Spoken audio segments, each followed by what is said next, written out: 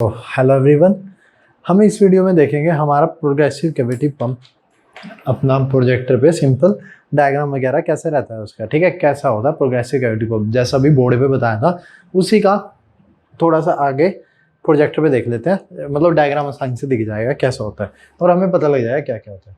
ठीक है, तो बेसिकली ये होता है मेरा डायग्राम, जैसा कि आपको बता रहा था। ये मेरा सरफेस यूनिट है, सरफेस यूनिट। यहाँ पर मेरी ये ड्राइव लगी हुई है, मोटर प्राइम मूवर लगा हुआ है मोटर, और ये मेरी क्या इन रोड्स को घुमा रही है। जो मेरी रोड्स हैं, ये रोड गई हुई है सकर रोड। वेल हेड हुआ, ड्राइव सिस्टम, कपलिंग कपल हो रही है मेरी जो मोटर की शाफ्ट किससे, रोड से, किसके थ्रू कनेक्ट होती है, मेरी कपलिंग के थ्रू कनेक्ट होती है, और ये ड्राइव सिस्टम। ठीक है, कुछ इस तरह का रहता है मेरा surface unit. Simple drive system, coupling, driver head, well head and sucker road. ठीक है, सिंपल मोटर। कई जगह पे क्या होता है, मोटर मेरी साइड में लगी होती है, इसकी शाफ्ट ऐसे रहती है, और जो ये कपलिंग रहती है ना मेरी, ये बेल्ट रहती है कपलिंग की जगह। मतलब ये बेल्ट घुमाती है उसको, रोड को। ठीक है, तो कहीं पे ऐसे भी हो सकता है मेरा जो सरफेस यूनिट है। वो डिपेंड करता है अपना, जैसे मर्जी लगा लो, कंपनी पे डिपेंड करता है वो कैसे लगाना चाहती है। ठीक है, सरफेस यूनिट मतलब प्राइम मूवर इस तरह से लगा देते हैं। शाफ्ट मेरी ऐसे घूमेगी तो ये बेल्ट को घुमाएगी, और बेल्ट किसको घुमाएगी, रोड को घुमाएगी। और नीचे घुमाने से मेरा क्या प्रोग्रेसिव कैविटी पंप, रोटर और स्टेटर क्या होगा, घूमेगा। Okay, rotor and stator. तो ये होता है मेरा क्या बेसिकली एक रोटर किसके अंदर, स्टेटर के अंदर। रोटर स्टेटर के अंदर। ड्राइव सिस्टम ये मेरी क्या है, सब सरफेस यूनिट है। Stop bushing, stator, centraliser, rotor, drive system. Drive system यानी कि मेरी रोड आ रही है जो, और रोड मेरी किससे, रोटर से कनेक्ट हो रही है। ठीक है, तो मेरा क्या होता है, रोटर घूमेगा मेरा किसके अंदर, स्टेटर के अंदर, और मेरा क्या ऑयल जो कैविटी बनेगी वो ऐसे पंप करेगा किसको, ऑयल को पुश करेगा। ठीक है, ये positive displacement rotary type pump होता है। Positive displacement rotary type pump. क्यों, क्योंकि ये फिक्स वॉल्यूम दे रहा है। अगर कोई डिफरेंस पूछे ना, what is difference between positive, ये बेसिकली हम पंप में भी देखेंगे। ठीक है, पॉजिटिव डिस्प्लेसमेंट पंप और सेंट्रीफ्यूगल पंप, दो तरह के पंप रहते हैं अपने। डायनेमिक जो सेंट्रीफ्यूगल होता है, positive displacement pump. Positive displacement pump में अपना कौन सा आता है, एक आता है रेसिप्रोकेटिंग जो अपना मड पंप होता है, और दूसरा कौन सा आता है, रोटरी पॉजिटिव डिस्प्लेसमेंट। तो ये मेरा सेंट्रीफ्यूगल, आप जिस सेंट्रीफ्यूगल में मेरा क्या होता है, वेलोसिटी इंक्रीज करने के बाद हम उसको प्रेशर हेड में बदल देते हैं, ये मेरा सेंट्रीफ्यूगल होता है। और इसमें मेरा क्या होता है, पॉजिटिव डिस्प्लेसमेंट में मेरा फिक्स वॉल्यूम लेते हैं हम, फिक्स वॉल्यूम, और उसको कंप्रेस करके या धक्का मार के प्रेशर हेड इंक्रीज करते हैं।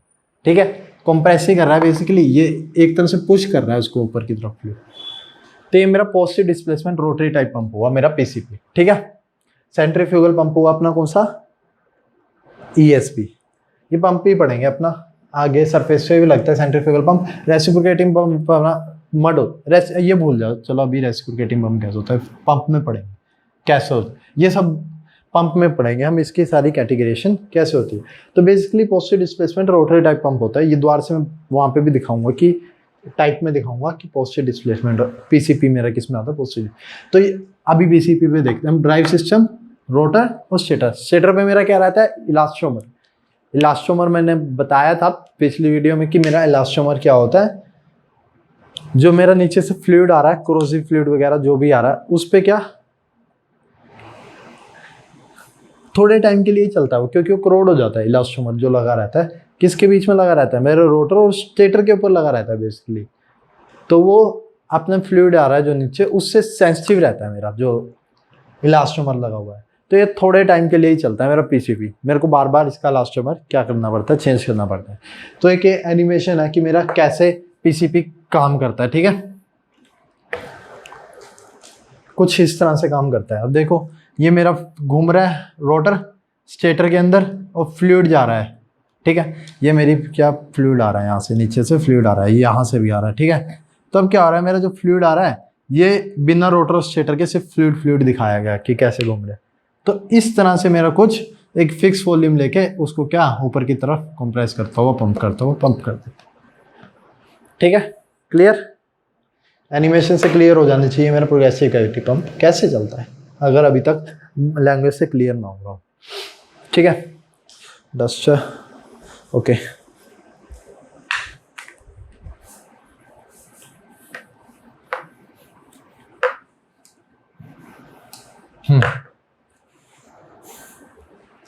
ओके, ये वाली रेशियो में अब कुछ टर्म पढ़ लेते हैं जो कंप्यूटर सिस्टम में लिखे हुए हैं, D+2E, D+4A।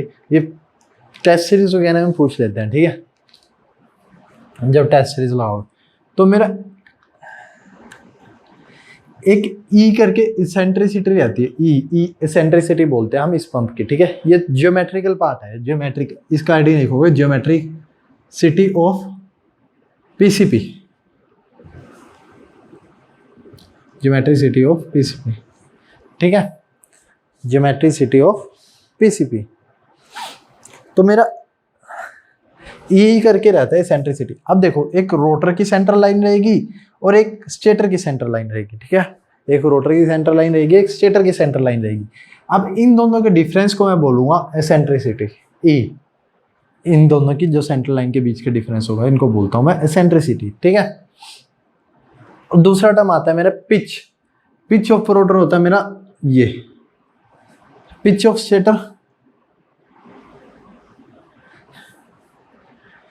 इन दोनों के पिच के बीच का रिलेशन होता है मेरा पिच के बीच का रिलेशन होता है pitch of stator is equal to मेरे LR+1 upon LR into PR।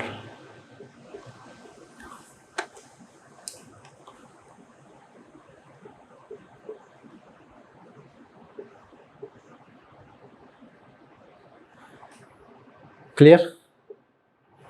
ये मेरा क्या रहता है, LR क्या मेरा lobes in rotor, lobes in rotor,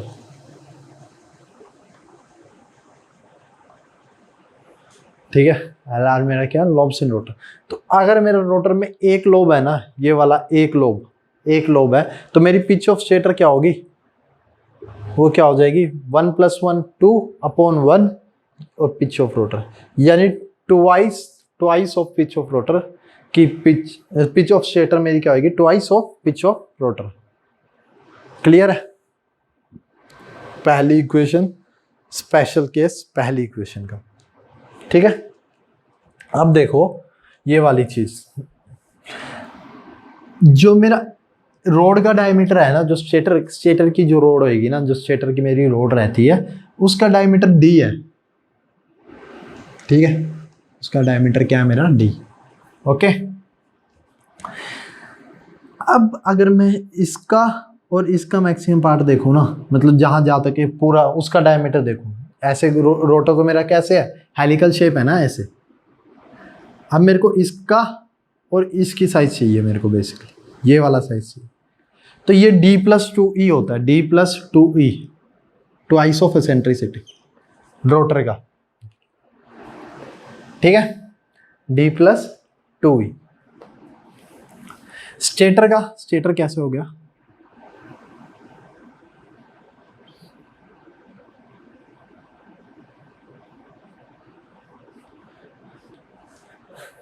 तो जो अपना स्टेटर का जो मैक्सिमम ओपनिंग रहेगी ना, मैक्सिमम की बात कर रहा हूं मैं, रोटर में भी मैंने मैक्सिमम की बात की थी, यानी कि ये वाली जो मैक्सिमम पार्ट थी, वैसे ही मैं स्टेटर में ये मैक्सिमम, ये D+4E के इक्वल होगी, 4 इंटू सेंट्रिसिटी। जैसे D+2E स्टेटर का लिखा हुआ है, रोटर का D+4, ठीक है। ये ज्योमेट्री रहती है, ओके। ये मेरी ज्योमेट्री पार्ट हुआ, इसका D+2E D+4E, ओके। अब देखते हैं मेरा वॉल्यूम डिस्प्लेसमेंट बेसिकली मेरा कितना रहता है, volume displacement by this pump. इसकी कोई डेरिवेशन नहीं है, बेसिकली ये याद करने में ही भलाई है, क्योंकि इसमें मेरा पिच की कैलकुलेशन आ जाती है। जब मैं पिच के थ्रू जाऊंगा ना, तो इसकी डेरिवेशन बहुत लंबी पड़ जाती है, तो वो अपने उसमें नहीं है। अपना बस ये वाला फॉर्मूला याद कर लो, क्या है ये, वॉल्यूम डिस्प्लेसमेंट, यानी कि QC is equal to 7.1 DEPS n -QS डिप्स n, यानी डिप्स n।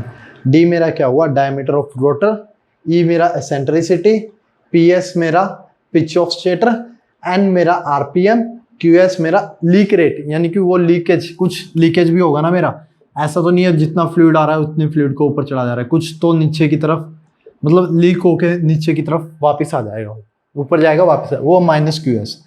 क्यू एस भी बैरल पर डे में, ये भी बैरल पर डे में। डी मेरा डायमीटर है ऑफ रोटर, ई मेरा सेंट्रिसिटी है, पी एस मेरा पिच ऑफ स्टेटर है, एन मेरा कितनी स्पीड से घूम रहा है वो रेवोल्यूशंस पर मिनट। ओके, डायमीटर की यूनिट है मेरी इंच, इंचेस में है डायमीटर।